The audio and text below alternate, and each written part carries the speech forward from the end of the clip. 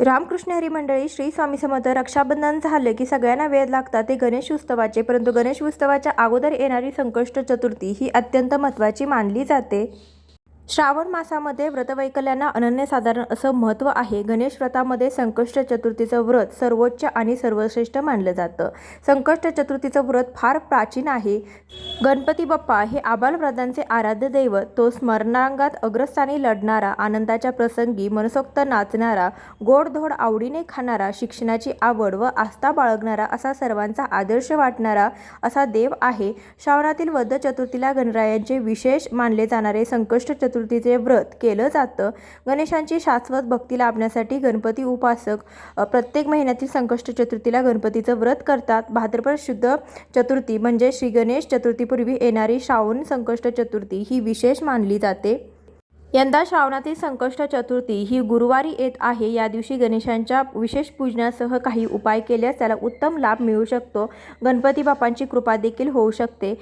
संकष्ट चतुर्थीचं व्रत हे कोणीही करू शकतं. प्रत्येक संकष्टीला भाविक आपल्या पद्धतीने गणपती बाप्पांचे पूजन, नामस्मरण करत असतात.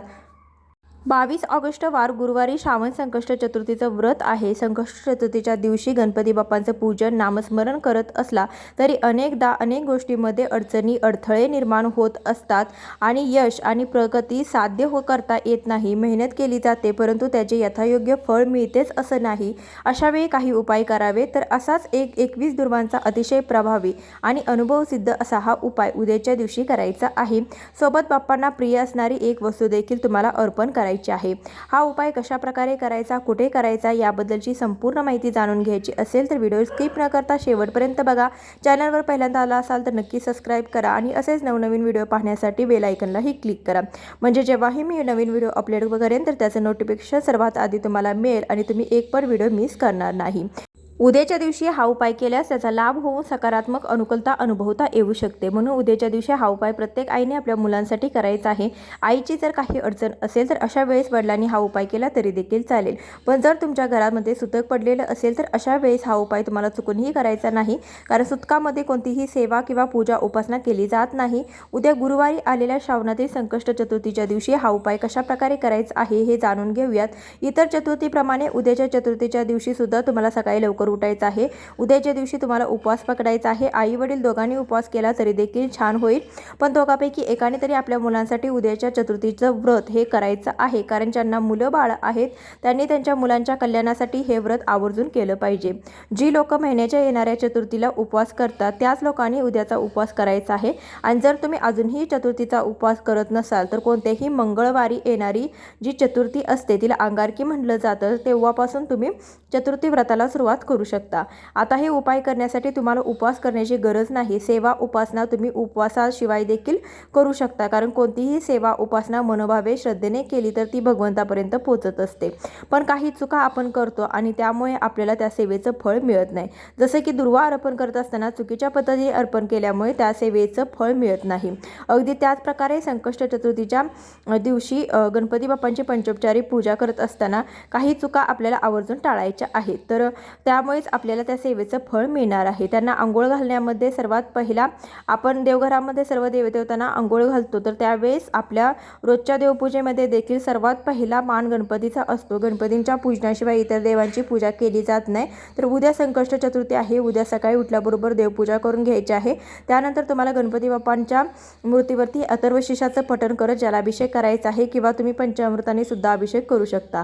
त्यानंतर अथर्वशीर्ष पठण करून करत तुम्ही करू शकता किंवा अभिषेक झाल्यानंतर पठण केलं तरी देखील चालेल. गणपती बाप्पांची मूर्ती अभिषेक घातल्यानंतर आपल्याला एका चौरंगावरती थोड्याशा अक्षता ठेवून त्यावरती गणपती बाप्पांची मूर्ती तुम्हाला स्थापन करायची आहे. त्यानंतर गणपती बाप्पा हे असे एक पुरुष दैवत आहेत ज्यांना तुम्ही ओलं कुंकू अर्पण करू शकता, कारण दुसऱ्या पुरुष देवतांना कुंकू चालत नाही. चंदन किंवा अष्टगंध आपण लावत असतो. गणपती बाप्पांना थोडंसं कुंकू ओलं करून त्यामध्ये त्यानंतर अखंड अक्षताच आपल्याला गणपती बाप्पांना अर्पण करायचे आहे. तुटलेल्या अक्षता अर्पण केल्यामुळे सुद्धा गणपती बाप्पा नाराज होतात. अक्षतासुद्धा तितक्याच प्रिय त्यांना आहे. त्यासाठी आपल्याला प्रत्येक पूजेमध्ये अक्षता म्हणजे तांदूळ हे वापरावे लागतात आणि ते श्री गणेशांच्या पूजेमध्ये सुद्धा आपण वापरत असतो. अनेक वेळा मनोभावे पूजा करून सुद्धा आपल्याला इच्छित फळ मिळत नाही. त्याला कारण म्हणजे तांदूळ. ज्यावेळेस आपण तांदूळ फुटलेले तुटलेले असे वापरतो त्यावेळेस ते अशुभ मानलं जातं आणि त्यामुळे सुद्धा गणपती बाप्पा हे आपल्यावरती प्रसन्न होत नाहीत. म्हणून या छोट्या छोट्या चुका आपल्याला टाळायच्या आहे. त्यामुळे गणपती बाबांची कृपा आपल्यावरती राहील. आपल्या मुलाबाळांचं कल्याण होईल. त्यांच्या शैक्षणिक प्रगतीमध्ये किंवा नोकरीमध्ये येणारे अडथळे दूर होतील. आपल्या घरावरती आपल्या कुटुंबावर येणारे सर्व अडथळे दूर होतील. त्यानंतर गणपतीला कापसाची वस्त्रमाळ आपल्याला अर्पण करायची आहे.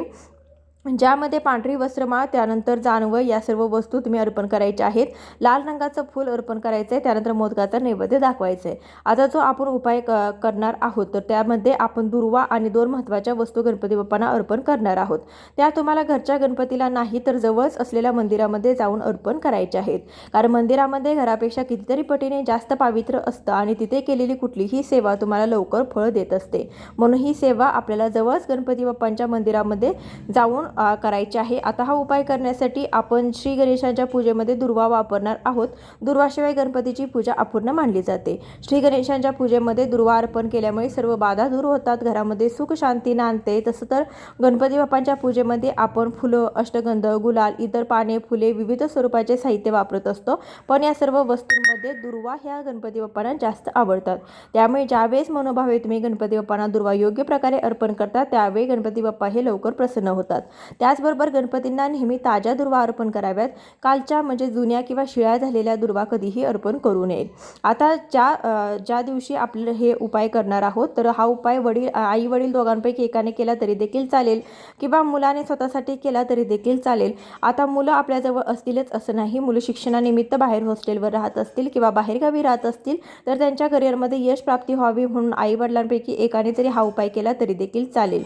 तर या उपायासाठी आपल्याला 21 दुर्वा घ्यायच्या आहेत आणि त्या दुर्वांसोबत आपल्याला एक लाल फूल घ्यायचं आहे आणि त्याचबरोबर आपल्याला 21 शमीची पत्रसुद्धा लागणार आहेत. आता शमीपत्र म्हणजे काय तर शमीपत्र तुम्हाला इथं स्क्रीनवरती दाखवत आहे. तर त्याच्या देठाला भरपूर पानं असतात. तर अशी तुम्हाला 21 देठं घ्यायची आहेत ज्याला ती पानं असतात. जसं आपण एक दुर्वा घेतो त्याला 3 पानं असतात त्याचप्रमाणे 21 दुर्वा घेतो त्यावेळेस ती एक जोडी तयार होते. अगदी त्याचप्रमाणे अशीच आपल्याला शमीपत्राची 21 दुर्वाची 21 पानाची एक जोडी तयार करायची आहे. 21 दुर्वा, 21 शमीपत्राची जोडी आणि एक लाल फूल घेऊन आपण जवळच असलेल्या गणपती बाप्पांच्या मंदिरामध्ये जायचं आहे. आता हा उपाय करत असताना तुम्हाला तुमच्या मुलांसोबत तुम्ही जाऊ शकता. मुलं जर तुमच्याजवळ राहत असतील तर मुलांच्या जवळ मुलांना घेऊन जाऊ शकता. जर मुलं येत नसतील तर तुम्ही स्वतः हा उपाय केला तरी देखील चालेल.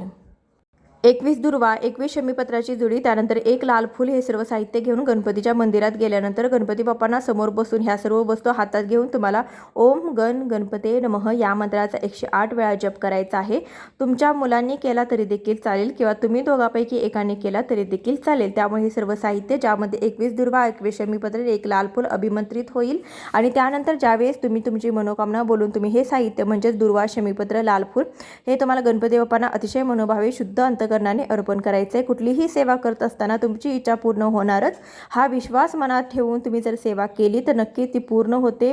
पण मनात ही एक प्रबळ इच्छाशक्ती असायला हवी. तेवढा विश्वास तुमच्या गणपती बाप्पांवरती असायला हवा. तर हा उपाय आपल्याला लगेच सफल होणार आहे. तर हा उपाय कधी करायचा आहे जर तुम्हाला असं वाटलं की तुम्ही प्रत्येक चतुर्थीच्या दिवशी हा उपाय करू शकता तर तुम्ही घरच्या जवळपास एखादं मंदिर असेल तर तुम्ही प्रत्येक चतुर्थीला तुमच्या मुलांसाठी हा उपाय करू शकता.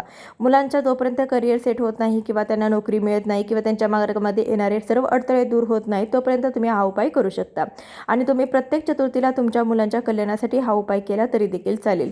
शक्य असेल तर तुम्ही तुमच्या इच्छित कार्यासाठी हा उपाय करत असाल तर प्रत्येक चतुर्थीला करू शकता. ज्यावेळेस तुम्हाला असं वाटलं की तुमची इच्छा पूर्ण झालेली आहे, तुमचं कार्य संपन्न झालेलं आहे त्यावेळी तुम्ही ही सेवा बंद करू शकता. घरच्या घरी आपण जी काही गणपती बाप्पांची सेवा करणार आहोत तर ती तिथेच सुरू राहणार आहे. पण आपल्याला इच्छित कार्यासाठी आपले संकल्पयुक्त किंवा ही जी सेवा आपण करणार आहोत ती आपल्याला इच्छा पूर्ण झाल्यानंतर आपल्याला तिथेच थांबवता सुद्धा येऊ शकते. असं म्हणतात की कुठलीही गोष्ट जर सातत्याने पूर्ण विश्वासाने केली तर ती तुम्हाला अनुभूतीत येतेच. अगदी त्याचप्रमाणे हा उपाय आहे. तुम्ही हा सातत्याने प्रत्येक चतुर्थीला उपाय केलात, मनोभावे केलात, यामध्ये आपण या सर्व गणपती बाप्पांच्या आवडीच्या वस्तू गणपती बाप्पांना अर्पण करणार आहोत. त्यामुळे या उपायाची पाण्याची अनुभूती तुम्हाला येणारच आहे. फक्त काही चुका ज्या आहेत त्या आपल्याला टाळायच्या आहेत. जसं की दुर्वाच्या बाबतीत मी सांगितलं की दुर्वा ज्या आहेत त्या गणपती बाप्पांनी सेवन केल्या होत्या, त्यामुळे त्या नैवेद्याच्या स्वरूपात त्यांना अर्पण करायचे असतात. बरेच जण चरणाजवळ अर्पण करतात, तर काही जण त्यांच्या पोटाजवळ देखील अर्पण करतात. जर पोटाजवळ ठेवायला म्हणजे अर्पण करता येत नसेल, जर मूर्तीवरती तर तशी जर जागा नसेल तर तुम्ही साईडला ठेवायच्या आहेत, पायाजवळ ठेवायच्या नाहीत. तर एवढी आपण जे चूक आहे तर ती लक्षात ठेवायची आहे. तर अशा पद्धतीने तुम्ही जी गणपती बाप्पांना दुर्वा आहे तर त्या दुर्वा अर्पण करायच्या आहे. त्यावेळेस ते लवकर प्रसन्न होतं, तुमच्या इच्छा पूर्ण करतात. एवढा हा प्रभावी उपाय आहे. मंदिरामध्ये जात असताना तुम्ही नैवेद्यासाठी बुंदीचे लाडू किंवा मोदक देखील घेऊन जाऊ शकता. गणपती बाप्पांना अर्पण करायचे, ज्यामध्ये 11 मोदक, 11 पेढे किंवा 11 बुंदीचे लाडू मंदिरामध्ये गणपती बाप्पांच्या समोर ठेवायचे आहेत. तुम्ही हा नैवेद्य गणपती बाप्पांना दाखवल्यानंतर तिथे बसलेल्या इतर लोकांमध्ये वाटप करू शकता. जर तुमच्या मुलांच्या करिअरमध्ये येणारे सर्व अडथळे दूर व्हावे, त्यांना इच्छित कार्यामध्ये यश मिळावं, त्यांना नोकरी मिळावी, यासाठी प्रत्येक आईने उद्याच्या संकष्ट चतुर्थीच्या दिवशी हा उपाय नक्की करून पाहावा.